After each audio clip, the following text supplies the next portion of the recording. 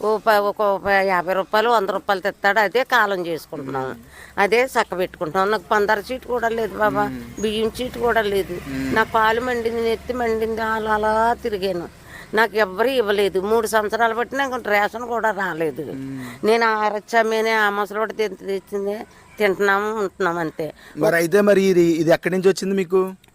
మాకు కళ్యాణం బాబు అడ్విడింగ్లో చెప్పారు, నీకమ్మ ఆటో వస్తుంది, నువ్వు రిచ్చా అమ్మకు, మేము పార్టీ ఇస్తాము, నీకు డబ్బులు అవచేస్తాము, మీరు అందమైన బతుకుదు కానీ మీకు ఒప్పుకున్నంత మట్టుకి ఎవరికో ఒకరు అద్దెకి ఇచ్చుకొని ఆ అద్దె మీద బతకండి, మీరు చక్కగా ఉండండి, మీకు వచ్చిన లోటు లేదని నాకు ప్రసాద్ బాబు నాకు హామీ ఇచ్చారు.